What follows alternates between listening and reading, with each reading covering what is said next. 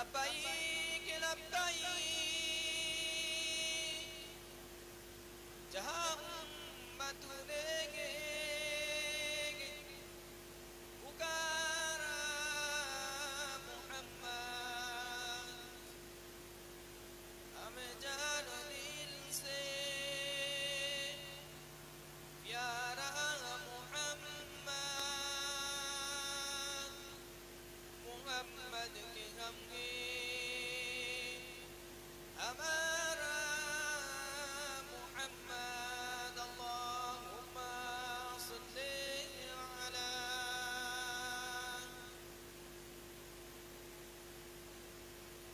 वअला आलि सय्यिदिना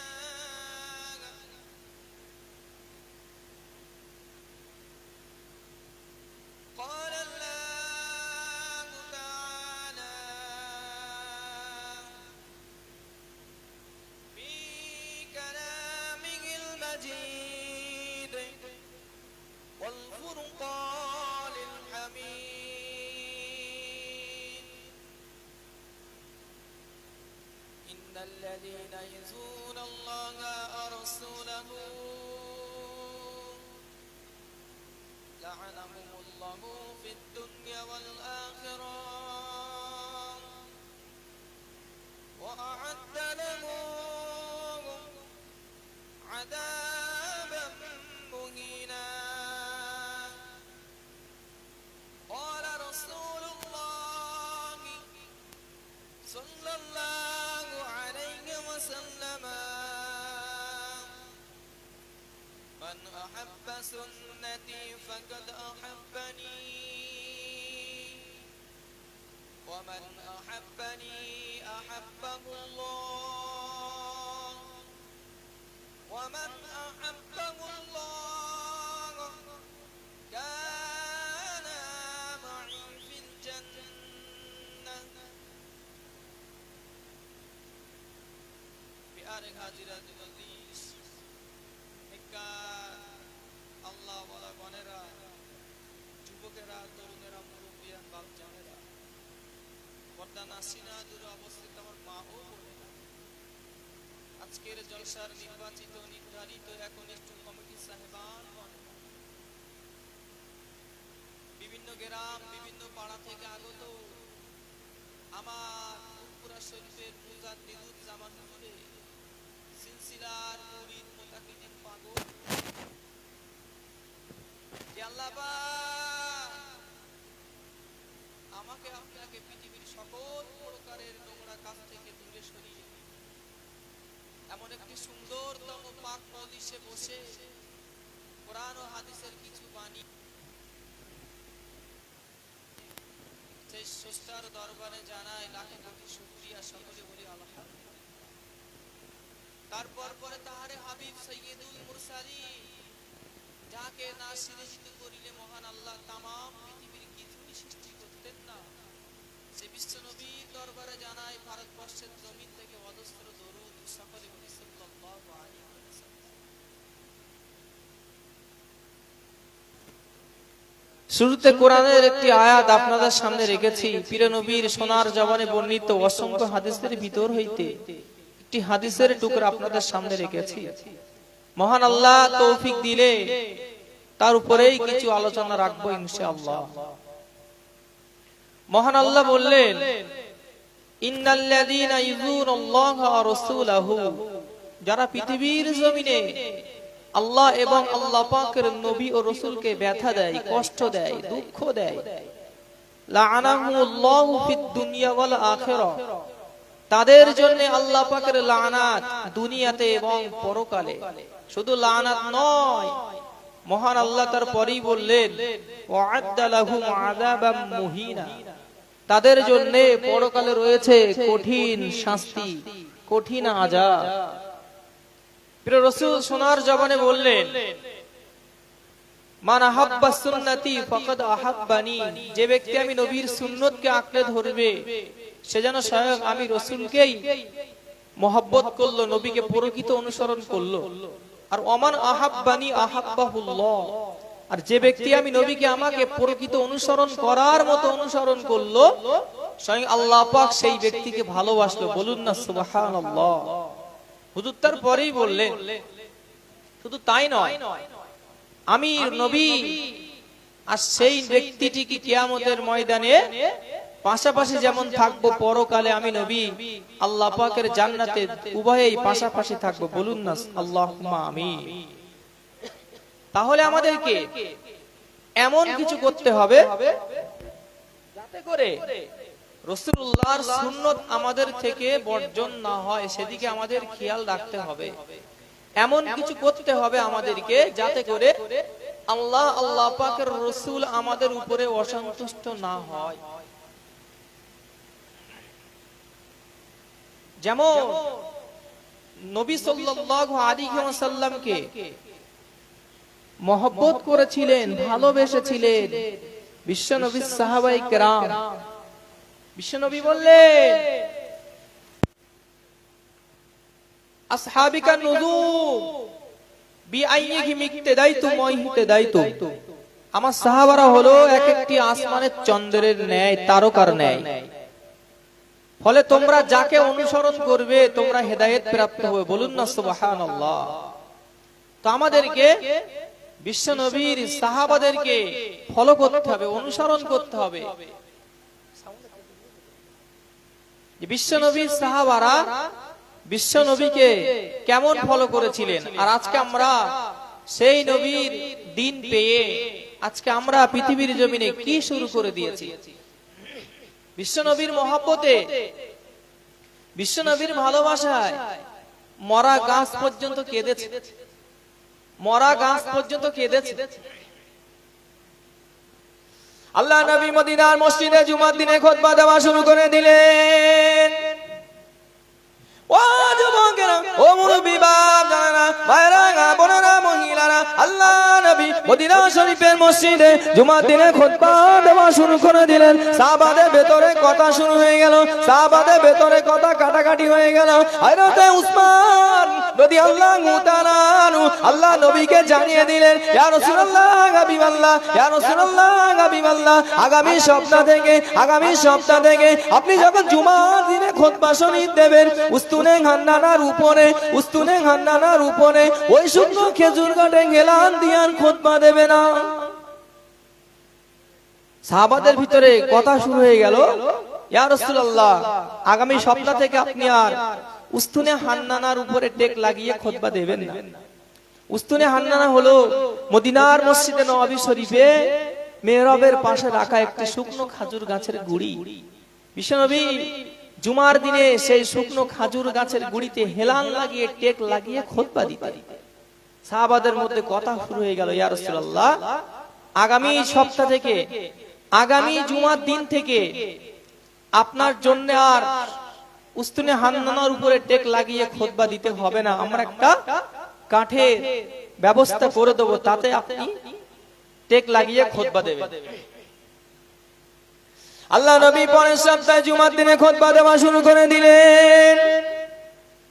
হযরতে উস্তুনে হান্নানা ঝরঝর করে কেঁদে দিলেন। সাহাবাদের ভেতরে দেখতে লাগলেন কান্নার আওয়াজ কোথা থেকে আসে। আল্লাহ নবী চতুর্দিকে দেখতে লাগলেন কান্নার আওয়াজ কোথা থেকে আসে। সাহাবারা চতুর্দিকে মুখ ঘোরাতে লাগলেন, আল্লাহ নবী চতুর্দিকে মুখ ঘোরাতে লাগলেন। আল্লাহ নবী দেখতে লাগলেন কোথা থেকে কান্নার আওয়াজ আসে না। মেহরাবের পাশে দাঁড়িয়ে দাঁড়িয়ে উস্তুনে হান্নানা আল্লাহ নবীর মহব্বতে কাঁদে। আল্লাহ নবী উস্তুনে হান্নানা জিজ্ঞাসা করলেন, ও বাবা উস্তুনে হান্নানা, কি জন্য তুমি কাঁদো বাবা, কি জন্য তুমি কাঁদো বাবা? হযরতে উস্তুনে হান্নানা জানিয়ে দিলেন, ইয়া রাসূলুল্লাহ, হাবিবাল্লাহ, ইয়া রাসূলুল্লাহ, হাবিবাল্লাহ, হুজুর আপনি বেয়াদবি maaf করুন, হুজুর আপনি গোস্তাকিটা ক্ষমা করুন। হুজুর আমি প্রত্যেক জুমার দিনে, হুজুর আপনি প্রত্যেক সপ্তাহে জুমার দিনে আমি উস্তুনে হান্নানার গায়ে টেক লাগিয়ে খুতবা দিতেন। ইয়া রাসূলুল্লাহ, হাবিবাল্লাহ, আজকের দিনে আপনি আমি উস্তুনে হান্নানার গায়ে টেক লাগিয়ে খুতবা দেন না, আমি উস্তুনে হান্নানা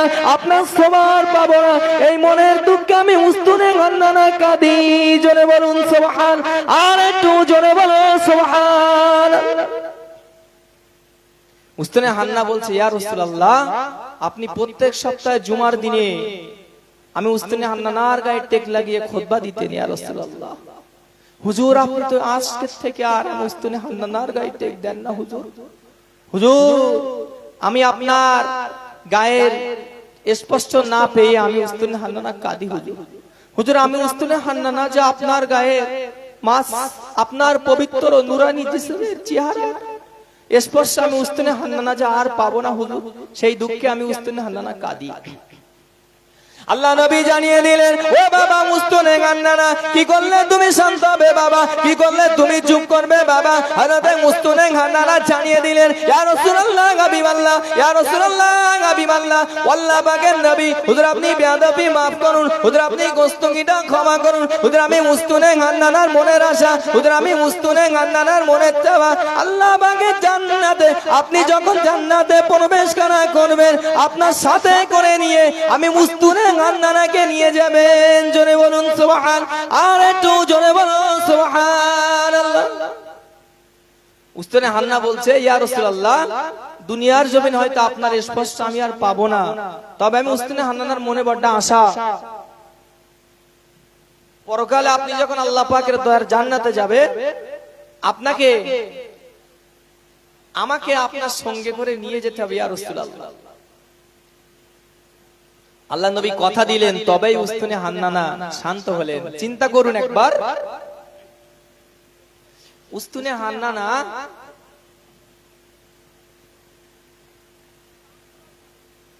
উস্তুনে হান্নানা একটি শুকনো খেজুর গাছ। বিশ্ব নবীর ভিতরে কি এমন বুঝলেন একটি শুকনো খেজুর গাছের গুড়ি এত মহব্বত করলেন।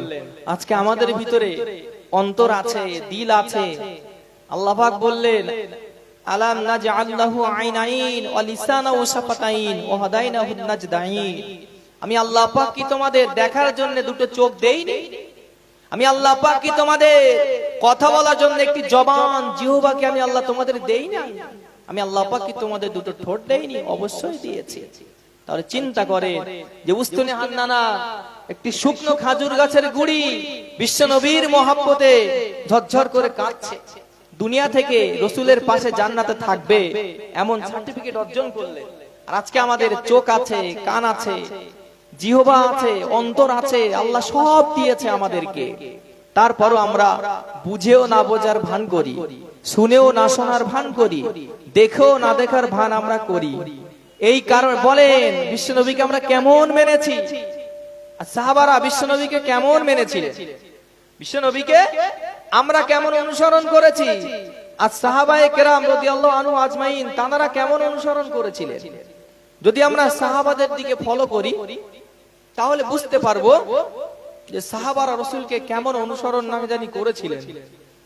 রাসূলের সাহাবী হযরত উসমান রাদিয়াল্লাহু আনহু হুজুর ইন্তেকালের পরে যখন আবু বকর সিদ্দিক রাদিয়াল্লাহু আনহু তানার জামানা তানার খেলাফত শুরু হয়ে গেল, মদিনা শরীফে খরা দেখা দিয়েছে, খরা দুর্ভিক্ষ দেখা দিয়েছে, কোথাও মাল নেই, সব জায়গায় সংকট।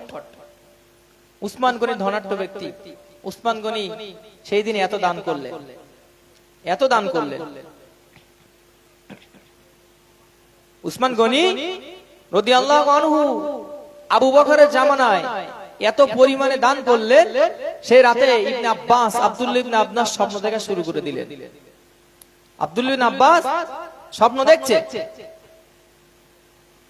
কিতাবের ভিতরে পাওয়া যায়, ও যুবকেরা, ও মুরব্বিরা, জানেরা, মায়েরা, বোনেরা, মহিলারা, হযরত আব্দুল্লাহ ইবনে আব্বাস, হযরত আব্দুল্লাহ ইবনে আব্বাস স্বপ্নের মধ্যে দেখে আল্লাহ নবী সাদা তুর্কি ঘোড়া নিয়ে টুকটুক করে রওনা নিলেন। হযরত আব্দুল্লাহ ইবনে আব্বাস আল্লাহ নবীর সামনে গিয়ে দাঁড়িয়ে গেলেন, ইয়া রাসূলুল্লাহ হাবিবাল্লাহ, ইয়া রাসূলুল্লাহ হাবিবাল্লাহ, হুজুর আপনি বেয়াদবি maaf করুন, হুজুর আপনি গোস্তাকিটা ক্ষমা করুন, হুজুর আমি আব্দুল্লাহ ইবনে আব্বাস, হুজুর আমি আব্দুল্লাহ ইবনে আব্বাস, কতদিন হয়ে গেল আপনার সাথে কোনো কথা হয় না, আপনার সাথে কোনো দেখা হয় না, ইয়া রাসূলুল্লাহ হাবিবাল্লাহ, হুজুর আপনি বেয়াদবি maaf করুন, হুজুর আপনি গোস্তাকিটা ক্ষমা করুন, হুজুর আমি আব্দুল্লাহ ইবনে আব্বাস আপনার সাথে দুটো কথা বলতে চাই, আপনি একটু দাঁড়িয়ে যান। আল্লাহ নবী জানিয়ে দিলেন, আল্লাহ নবী শুনিয়ে দিলেন, ও বাবা ইবনে আব্বাস, আজকে আমি নবী আমার তাড়া আছে বাবা, আজকে আমি নবী আমার ব্যস্ততা আছে বাবা, আজকের দিনে আমাকে আটকাও না বাবা।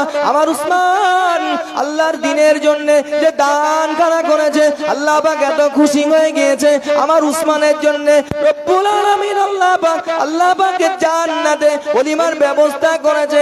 আমি রাসূলুল্লাহ আল্লাহ পাকের জান্নাতে উসমানের ওলিমায় হাজির দিতে যাচ্ছি।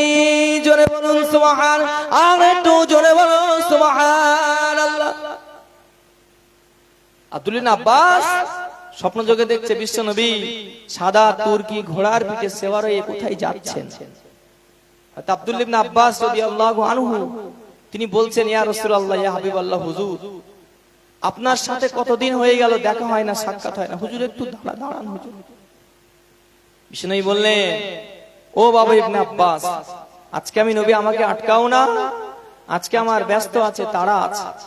আমার উসমান আল্লাহ পাকের দ্বীনের জন্য যে দান করেছে, আল্লাহ পাক এতই না জানি খুশি হয়ে গিয়েছে, আল্লাহ পাক তিনি তার জান্নাতে আমার উসমানের ওলিমার ব্যবস্থা করেছে, আমার উসমানের ওলিমার ব্যবস্থা করেছে। আমি রাসূলুল্লাহ আল্লাহ পাকের জান্নাতে উসমানের ওলিমায় হাজিরি দিতে যাচ্ছি, আজকে আমাকে আটকাও না।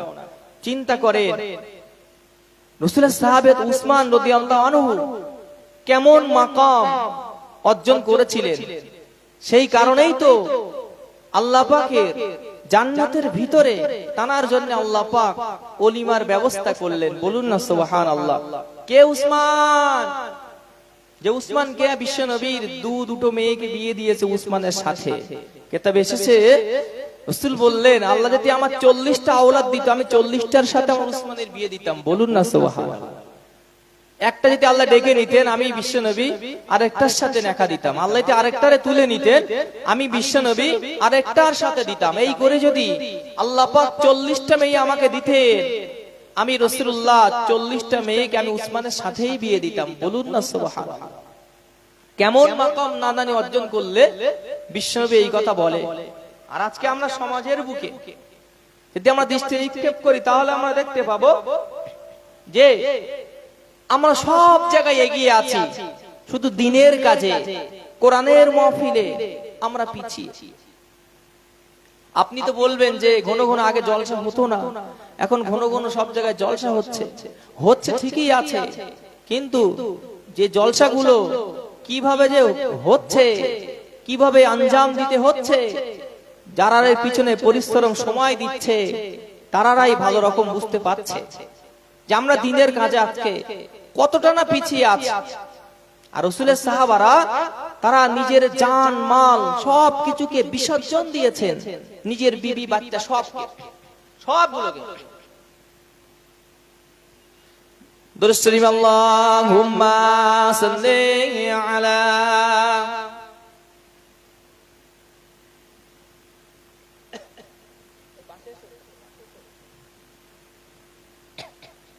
وعلى آل سيدنا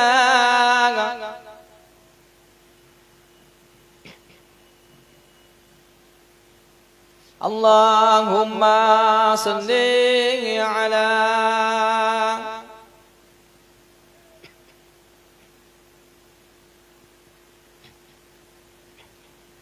আল্লাহ নবী মদিনার মসজিদে বসে আছে। আল্লাহ নবী মদিনা শরীফের মসজিদে সাহাবাদের করলে ওয়াজ করে। আল্লাহ নবী সাহাবাদের জানিয়ে দিলেন, আল্লাহ নবী সাহাবাদের শুনিয়ে দিলেন, ও বাবা সাহাবারা, গতকাল রাতে আমি নবীর স্বপ্নের মধ্যে দেখি বাবা, আমি রাসূলুল্লাহ স্বপ্নের মধ্যে দেখি বাবা, আমি রাসূলুল্লাহ দেখতে পাই, আমি রাসূলুল্লাহ সাহাবাদের করে নিয়ে আল্লাহ পাকে কাবা শরীফ তওয়াফ করি বাবা, আমি রাসূলুল্লাহ তোমাদের সঙ্গে করে নিয়ে আল্লাহ পাকের খানায় কাবা তওয়াফ করি। আল্লাহ রাসূলের সাহাবারা বললেন, ইয়া রাসূলুল্লাহ হাবিবাল্লাহ, আমরা কিছু সাহাবা একই স্বপ্ন দেখেছি হুজুর। ইয়া রাসূলুল্লাহ হাবিবাল্লাহ, আমাদের মনটা কাঁদে হুজুর, আপনি যদি আমাদের করে নিয়ে আল্লাহ পাকের খানায় কাবায় যেতেন, আল্লাহ পাকের খানায় কাবাকে দেখে, খানায় কাবাকে সামনে রেখে আমাদের দিলটা ঠান্ডা হয়ে যেত, আমাদের কলিজাটা শীতল হয়ে যেত। আল্লাহ পাকের খানায় কাবাকে সামনে রেখে আল্লাহ পাকের ইবাদত করে মনটা জুড়িয়ে নিতে পারতাম। ইয়া রাসূলুল্লাহ হাবিবাল্লাহ, আপনি যদি একটু যেতেন, আপনি যদি একটু যেতেন, ও যুবকেরা, ও মুরব্বী বাপ জানেরা, মায়েরা, বোনেরা, মহিলারা, আল্লাহ নবী সাহাবাদের করে জানিয়ে দিলেন, ও বাবা সাহাবারা, আল্লাহ পাকের খানায় কাবায় যাব বাবা, আল্লাহ পাকের খানায় কাবায় যাব বাবা। আল্লাহ নবী ১,৫০০ সাহাবাদের করে নিয়ে আল্লাহ পাকের খানায় কাবার উদ্দেশ্যে রওনা হয়ে গেলেন, জুলহুলাইফায় চলে গেলেন। ওদিকে মক্কা শরীফের জমিনে খবরটা ছড়িয়ে পড়লো, আল্লাহ রসুল সাহাবাদের করে নিয়ে মক্কা শরীফের জমিনে আসে। ওদিকে মক্কা শরীফ থেকে খানায় কাবাকে যাবার জন্য তারা ষড়যন্ত্র করলো, তারা সেখানে আটকে দিল আল্লাহ নবীকে সাহাবাদের করে নিয়ে আল্লাহ পাকের খানায় কাবাকে যেতে বাধা তারা দিয়ে দিল। রাসূলুল্লাহ ১,৫০০ সাহাবাদের করে নিয়ে আল্লাহ পাকের খানায় কাবার উদ্দেশ্যে বাইর হয়ে গেলেন। জুলহুলাইফা চলে গেছে। মদিনা শরীফের মিকত হলো জুলহুলাইফা। আমাদের ভারতবর্ষের এই আলামলাম হলো, আমার মদিনা শরীফের এই আলামলাম হলো জুলহুলাইফা। তো বিশ্বনবী অর্থাৎ কোন ব্যক্তি যদি খানায় কাবার উদ্দেশ্যে হজ বা উমরার উদ্দেশ্যে যায় মদিনা শরীফ থেকে, তাহলে জুলহুলাইফায় তাদেরকে ইহরাম বাঁধতে হবে।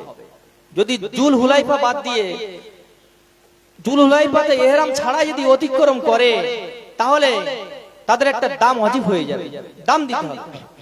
আমাদের মিকত এই আলামলাম, ভারতবর্ষের কোন মানুষ যদি হজ বা উমরা করার উদ্দেশ্যে যায়, তাহলে এই আলামলাম যদি বিনা ইহরামে অতিক্রম করে, তার একটা দাম ওয়াজিব হয়ে যাবে, একটা জবা ওয়াজিব হয়ে যাবে।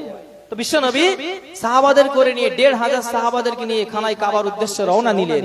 ওদিকে মক্কার কাফেরেরা সংবাদ পেয়ে গেল যে বিশ্বনবী তিনি তার সাহাবাদের করে নিয়ে খানায় কাবাতে আসছেন। তো সাহাবারা তো বিশ্বনবীকে আটকে দিলেন জুলহুলাইফাতে, যেন খানায় কাবাতে যেতে না পারে। তো বিশ্বনবী কি করলেন, জুলহুলাইফা থেকে ঘুরে বিশ্বনবী জুলহুলাইফা থেকে ঘুরে হুদাইবিয়ার জমিনে চলে গেলেন। হুদাইবিয়ার জমিনে চলে গেলেন। আল্লাহ নবী হযরত উসমানকে ডেকে নিলেন। ও যুবকেরা, ও মুরব্বী বাপ জানেরা, ভাইরা, বোনেরা, মহিলারা, আল্লাহ নবী হযরত উসমানকে ডাক দিয়ে দিলেন, ও বাবা উসমান, ও বাবা উসমান, যদি আল্লাহ তাআলা আনু, ওরা তো আমাদেরকে আল্লাহ পাকের খানায় কাবাতে যেতে বাধা দিয়েছে, তুমি একটু চলে যাও বাবা, তুমি একটু চলে যাও বাবা, তুমি একটু কাবা শরীফে গিয়ে মক্কা শরীফের জমিনে গিয়ে ওদেরকে একটু বলে দাও বাবা, আল্লাহ নবী যুদ্ধ করতে আসে নাই, আল্লাহ পাকের খানাটা তওয়াফ করতে আসে, আল্লাহ পাকের খানায় কাবাকে তওয়াফ করতে আসে, আল্লাহ নবী যুদ্ধ করতে আসে নাই। হযরত উসমান যদি আল্লাহ তাআলা আল্লাহ পাকের খানায় কাবাকে চলে গেলে কুরাইশদের সামনে চলে গিয়ে কুরাইশদের লক্ষ্য করে জানিয়ে দিলেন, ও মক্কা কুফারে কুরাইশরা, আল্লাহ নবী সাহাবাদের করে নিয়ে এখানে কাবা শরীফ তওয়াফের উদ্দেশ্যে আসে, তোমাদের সাথে যুদ্ধ করার জন্য আসে নাই, তোমরা আমাদেরকে পারমিশন দেন। হযরত উসমানকে জানিয়ে দিলেন, হযরত উসমানকে জানিয়ে দিলেন, ও রাসূলুল্লাহ সাহাবী উসমান, আজকের দিনে এবারে তোমাদেরকে আল্লাহ পাকের খানায় কাবা তওয়াফ করতে দেওয়া হবে না, তোমরা চলে যাও, চলে যাও, আগামী বছর তোমরা তওয়াফ করতে আসবে, তবে শর্ত হলো ৩ দিনের বেশি তোমরা থাকতে পারবে না, ৩ দিনের বেশি তোমরা থাকতে পারবে না, একটা তলোয়ারি তোমরা নিয়ে আসবে, কিন্তু খাম থেকে বার করতে পারবে না, কিন্তু খাম থেকে বার করতে পারবে না, তোমরা বেশি দিন থাকতে পারবে না, একটা তলোয়ারি নিয়ে আসবে, খাম থেকে বার করতে পারবে না, ৩ দিনের বেশি তোমরা থাকতে পারবে না। মক্কা শরীফ থেকে যদি কোনো ব্যক্তি মদিনার জমিনে চলে যায়, সেই ব্যক্তিকে মক্কাতে ফিরে দিতে হবে। তবে শুনে রাখো, মদিনা শরীফ থেকে যদি মক্কা শরীফে কোনো ব্যক্তি আসে, আমরা তাকে ফিরিয়ে দেব না, আমরা তাকে ফিরিয়ে দেব না। উসমানের সাথে শর্ত করছে যে এবারে আমরা খানায় কাবা তওয়াফ করতে দেবো না, ফিরে যাও, আগামী বছরে আসবে, তবে সত্য শোনো, সত্য হলো তোমরা ৩ দিনের বেশি এখানে থাকতে পারবে না। আরেকটি সত্য হলো একটা তলোয়ারি নিয়ে আসবে, তবে খাম থেকে বার করতে পারবে না, এবং যদি মক্কা থেকে কোনো ব্যক্তি মদিনায় ফিরে যায়, তাকে মক্কাতে আবার পাঠিয়ে দিতে হবে। তবে যদি মক্কা থেকে কেউ মদিনায় যায়, তাকে তো ফিরিয়ে দিতে হবে, কিন্তু মদিনা থেকে কেউ যদি মক্কায় আসে, আমরা কিন্তু তাকে ফিরাবো না। আরেকটি হলো যে আমাদের ভিতরে আগামী 10 বছর কোনো যুদ্ধ হবে না, আগামী 10 বছর কোনো যুদ্ধ হবে না। তো যখন এই কথা বললেন, তখন উসমান বললেন, এটা কিভাবে সম্ভব? রাসূলুল্লাহ চুপটি করে বসে রইলেন। রাসূল বললেন, ও আমার সাহাবারা, আমি যে আল্লাহ পাকের হুকুমের অপেক্ষায় আছি বাবা, আমি যে কিছুই বলতে পারবো না, মেনে নাও বাবা, তোমরা মেনে নাও, ফিরে চলো। তওয়াফ যখন করতে দেবেন আমরা আগামী বছরই আসবো, তোমরা ফিরে চলো। হয়তো উসমানকে বললেন, বাবা উসমান, তোমার সাথে আমাদের একটা ভালো সম্পর্ক আছে আগে থেকে, তুমি যখন ইহরাম পরেই আছো আর কাবা যখন তোমার সামনেই আছে, তুমি কাবাটা তওয়াফ করে নাও। হয়তো উসমান বললেন, কিভাবে ভাবলে তোমরা যে বিশ্ব নবী আমি উসমানের সাথে নাই আর আমি উসমান কাবা তওয়াফ করবো? এটা কখনো হতে পারে না। আমি উসমান আল্লাহ পাকের খানায় কাবা তওয়াফ তো তখনই করব যখনই বিশ্ব নবী আমার সাথে থাকবেন। জোরে বলুন সুবহানাল্লাহ। একটু মহব্বত করে বলা যাবে না? চিন্তা করেন, উসমান গনি এত সুযোগ পাওয়ার পরেও উনি কি করলেন? তওয়াফ করলেন। চিন্তা করেন, তার ঠিক 2-1 বছর পরে রাসূলের সাহাবী আবু বাসির রাদিয়াল্লাহু আনহু চলে আসলেন, মক্কা থেকে মদিনায় চলে আসলেন। মক্কা থেকে মদিনায় চলে আসলেন। কিতাবে এসেছে হুজুরকে চেন দিয়ে শিকল দিয়ে বেঁধে রাখতো মক্কাতে। হুজুর কোন ক্রমে চেনটা ছেড়ে দিয়ে চেনটা ছুটিয়ে মক্কা থেকে মদিনার জমিনে চলে গেলেন। সারা রাস্তা রক্ত রক্ত, সারা রাস্তা রক্ত রক্ত। আল্লাহ নবীর সামনে দাঁড়িয়ে গেলেন। ও যুবকেরা, ও মুরব্বি বাপ জানেরা, মায়েরা, বোনেরা, মহিলারা, আল্লাহ রাসূলের সাহাবী হযরত আবু বাসির রাদিয়াল্লাহু তাআলা আনহু আল্লাহ নবীর সামনে দাঁড়িয়ে গেলেন। আল্লাহ নবীর কাছেতে দাঁড়িয়ে গেলেন। ইয়া রাসূলুল্লাহ, হাবিবাল্লাহ, হুজুর আমি আবু বাসির মক্কা শরীফ থেকে চলে এসেছি। হুজুর আমি মুসলমান হয়ে গিয়েছি। হুজুর আমি ইসলামটা কবুল করে নিয়েছি। ইয়া রাসূলুল্লাহ, হাবিবাল্লাহ, হুজুর আমাকে চেন দিয়ে বেঁধে রাখে। হুজুর আমাকে শিকলখানা দিয়ে বেঁধে রাখে। ইয়া রাসূলুল্লাহ, হাবিবাল্লাহ, অনেক কষ্ট করে চেনটা ছুটিয়ে দিয়ে আপনার দরবারে চলে এসেছি হুজুর। ইয়া রাসূলুল্লাহ, হাবিবাল্লাহ, আর মক্কা শরীফের জমিনে যাব না হুজুর, আর মক্কা শরীফে যাব না হুজুর, আপনার দরবারে থাকবো বলে এসেছি হুজুর। ও যুবকেরা, ও মুরব্বি বাপ জানেরা, মায়েরা, বোনেরা, মহিলারা, হযরত আবু বাসির কাঁধে। আল্লাহ নবীর নূরের চক্ষু থেকে পানিটা গড়িয়ে গড়িয়ে পড়ে। সাহাবারা কান্না শুরু করে দিলেন। হযরত আবু বাসির কাঁধে, আল্লাহ নবী কাঁধে। আবু বাসিরের পিছন থেকে দুজন ঘোড়ায় ছুটে গেল। হযরত রাসূলকে জানিয়ে দিলেন, ও হযরত মুহাম্মদ সাল্লাল্লাহু আলাইহি ওয়াসাল্লাম, আবু বাসির মক্কা শরীফ থেকে এসেছে, মক্কা শরীফ থেকে এসেছে। আবু বাসিরকে আমাদের করে পাঠিয়ে দেন, আবু বাসিরকে আমাদের সাথে ফিরিয়ে দেন। আল্লাহ নবীর নূরের চক্ষু থেকে ঝরঝর করে পানি গড়িয়ে গড়িয়ে পড়ে। হযরত আবু বাসির কাঁধে। ইয়া রাসূলুল্লাহ, হাবিবাল্লাহ, আপনি আমাকে পাঠাবেন না হুজুর, আপনি আমাকে পাঠাবেন না হুজুর। হুজুর আমাকে চেন দিয়ে বেঁধে রাখে হুজুর আমাকে চেন দিয়ে বেঁধে রাখে, শিকলখানা দিয়ে বেঁধে রাখে। হুজুর আমাকে বড্ড কষ্ট দেয় হুজুর আমাকে মারে হুজুর। সবকিছু বিসর্জন দিয়ে এসেছি হুজুর, সবকিছু ছেড়ে দিয়ে এসেছি হুজুর, আপনার কাছে থাকবো বলে এসেছি হুজুর। আপনি আমাকে পাঠাবেন না হুজুর, আপনি আমাকে পাঠাবেন না। আল্লাহ নবী জানিয়ে দিলেন, আল্লাহ নবী শুনিয়ে দিলেন, ও বাবা আবু বাসির রাদিয়াল্লাহু তাআলা আনহু, আমি রাসূলুল্লাহ যে জবান দিয়েছি বাবা, মক্কা শরীফ থেকে কে মদিনার জমিনে এলে আমি রাসূলুল্লাহ তাকে ফিরিয়ে দেব বাবা। তুমি তো মক্কা শরীফ থেকে এসেছো বাবা, চলে যাও চলে যাও, আমি রাসূলুল্লাহ তোমাকে আটকাতে পারবো না বাবা। আরে আবু বাসির কাঁধে, আল্লাহ নবী কাঁধে। সাহাবারা কেঁদে কেঁদে জানিয়ে দিলেন, ইয়া রাসূলুল্লাহ, হাবিবাল্লাহ, আবু বাসিরকে আমাদের সাথে রাখুন, আমাদের ভাইকে আমাদের সাথে রাখুন। আল্লাহ নবী সাহাবী হযরত আবু বাসির কেঁদে দিলেন, ইয়া রাসূলুল্লাহ, হাবিবাল্লাহ, সব ত্যাগ করে এসেছি হুজুর, আপনার কাছে থাকবো বলে এসেছি হুজুর। আপনি আমাকে ওদের সাথে পাঠাবেন না হুজুর। আমাকে চেন দিয়ে বেঁধে রাখে হুজুর, আমাকে চেকনখানা দিয়ে বেঁধে রাখে হুজুর। আমাকে বড্ড প্রহার করে হুজুর, বলে বলে কৌশলে হুজুর, সবকিছু ছেড়ে দিয়ে আপনার দরবারে এসেছি হুজুর। আপনি আমাকে পাঠাবেন না হুজুর, আপনার দরবারে থাকবো বলে এসেছি হুজুর। আপনি ওদেরকে পাঠাবেন না হুজুর। ও যুবকেরা, ও মুরব্বি বাপ জানেরা, মায়েরা, বোনেরা, মহিলারা, আল্লাহ নবী জানিয়ে দিলেন, ও বাবা আবু বাসির, আমি রাসূলুল্লাহ যে তোমাকে রাখতে পারবো না বাবা, আমি রাসূলুল্লাহ যে জবান খানা দিয়েছি, আমি রাসূলুল্লাহ যে ওয়াদা খানা করেছি, মক্কা শরীফ থেকে কেউ এলে আমি রাসূলুল্লাহ তাকে পাঠিয়ে দেব। বাবা তুমি তো মক্কা শরীফ থেকে এসেছো বাবা, চলে যাও চলে যাও, মক্কা শরীফের জমিনে চলে যাও। আমি রাসূলুল্লাহ জানিয়ে দিলাম একদিন না একদিন তুমি আমি রাসূলুল্লাহর পক্ষ থেকে পয়গাম খানা পাবে। জোরে বলুন সুবহান, আর একটু জোরে বলো সুবহানাল্লাহ। আবু বাসির সব ছেড়ে রাসূলের দরবারে চলে এসেছে, ইয়া রাসূলুল্লাহ